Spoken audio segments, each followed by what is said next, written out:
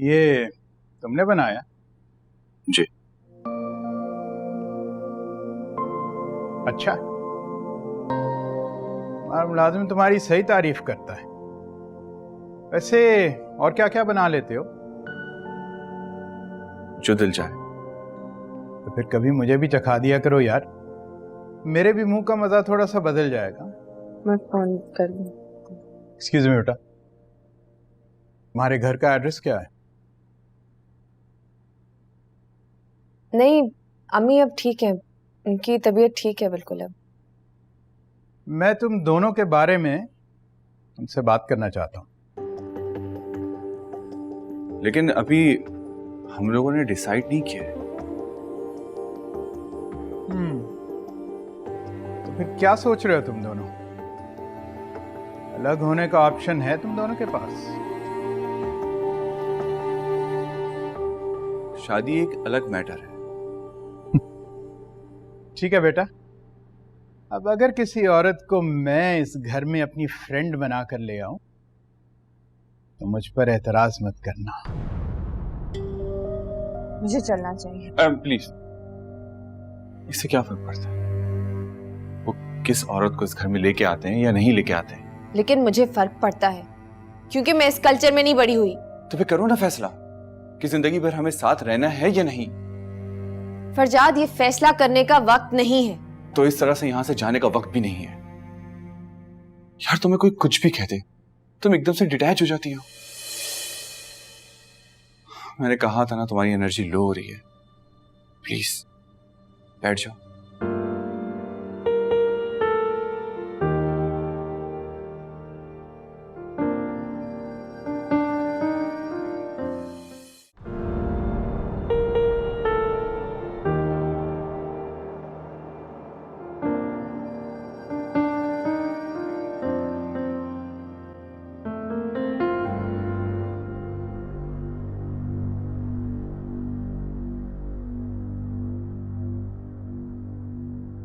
किधर है तुम्हारी माँ?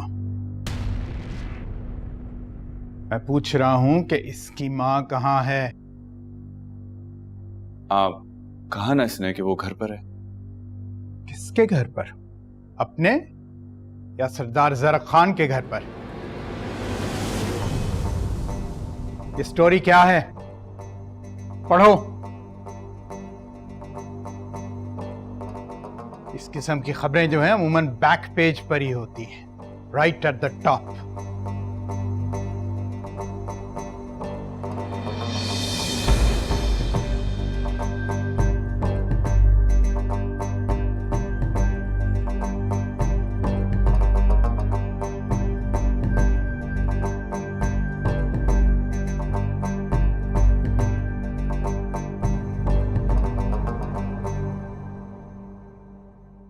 आप अभी तक गए नहीं लाला। हमने नस्लों के पर काट कर आपके कदमों में रख दिए खान जी। पंजरे से निकलकर उड़ नहीं पाऊंगा खान जी। वो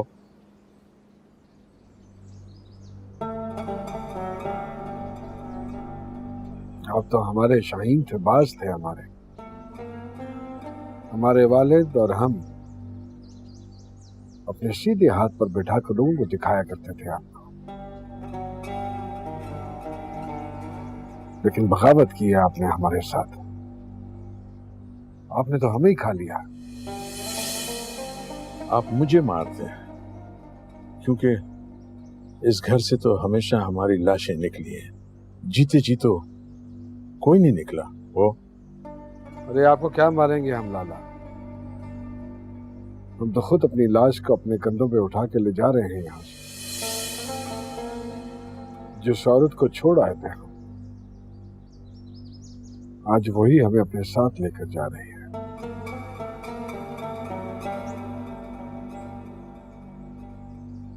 वापस लौट कर नहीं आएंगे हम।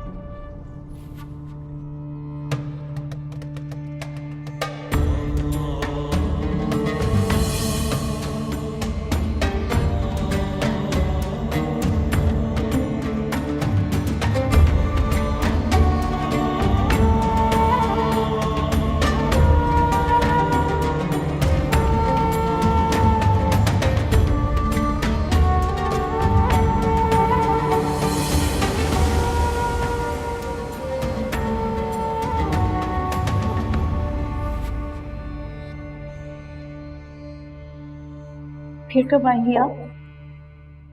देखो, तो इसका मतलब है अब आप अपनी कहानियों में ही मिलेंगी हमें। मैं खुद को भी अपनी कहानियों में ही मिलती हूँ। तो फिर हमें आना पड़ेगा आपसे मिलने। पता है सरनेकार, जिंदगी इतनी मसरूफ है, क्या पता हम मिल ना पाए। इनकार कर रही हैं आप? हकीकत बयान कर रही हूँ। एक शर्त पे मिल सकते हैं, जब भी तुम मुझे मिलने आओ तो मेरी दोस्त बनकर आना, जरा खान की बीवी नहीं। नहीं, हम अपनी ये शनाख्त किसी कीमत पर नहीं खोना चाहते। हम तो खुद से भी जरा खान की बीवी बनकर मिलते हैं। खान जी, आपकी मेहमान तैयार है। अब ये कहीं नहीं जाएगी, यहीं रहेगी। इसके यहां रहने के लिए मुस्तकिल इंतजाम कर दो। तुम्हारी बेटी ने वो सारे रास्ते तुम्हारे लिए बंद कर दिए जिनके चढ़ के तुम यहां से जा सकती थी। उसने पूरी दुनिया को बता दिया कि तुम मेरी बीवी हो। इसलिए बीवी होने के नाते अब तुम यहीं रहोगे, हम सबके साथ।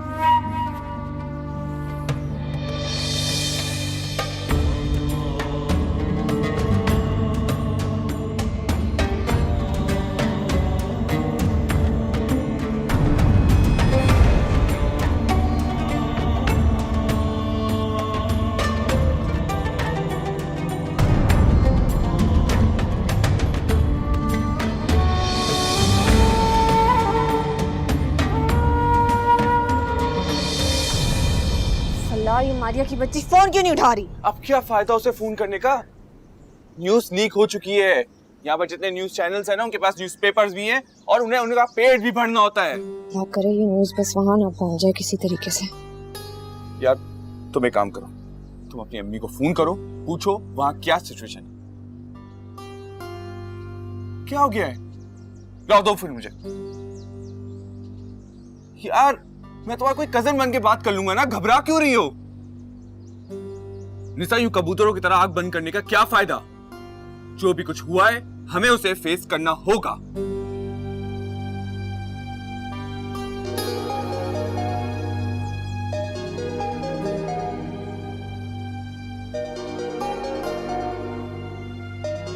पहुंच गई न्यूज़। तो अब भुगतो।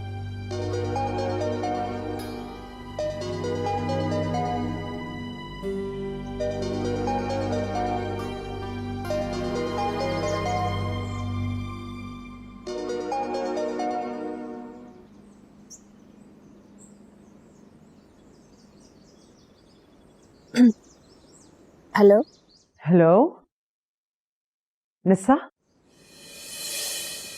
हेलो निसा, प्लीज मुझसे बात करो। Nisa, I am sorry. तुमने ये क्या कर दिया है? कोई माफी नहीं है इसके लिए, ना तुम्हारे लिए ना मेरे लिए। तुमने क्या कर दिया निसा? मैं तुम्हें रिहाई दिलवाने आई थी, तुमने मुझे ही कैद में डाल दिया। तुमने क्या किया? सर्टिफिकेट दे दिया उनको अपनी मलकियत का, इख्तियार दे दिया उन्हें। मैं तुम्हें नहीं बचा सकूंगी, ना मैं बचा सकूंगी ना तुम्हारा वो वकील। मैं यहाँ तुम्हारी रिहाई दिलवाने आई थी और तुमने मुझे ही कैद में डाल दिया। ये क्या किया निसा?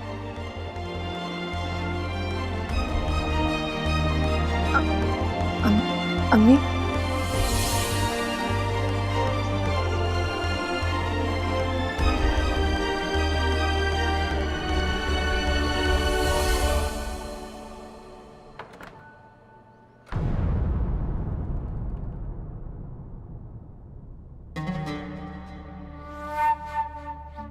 लो पकड़ो इसे।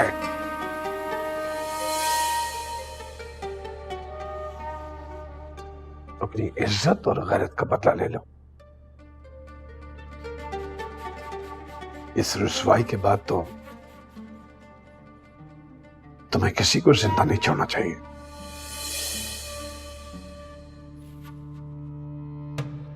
सबसे पहली गोली मुझे मारो तुम,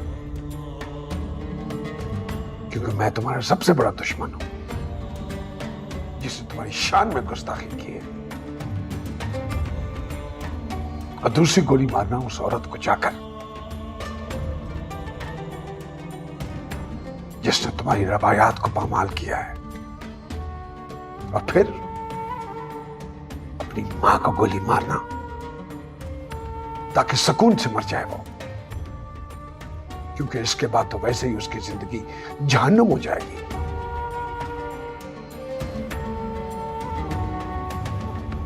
फिर जाके खत्म करना उस लड़की को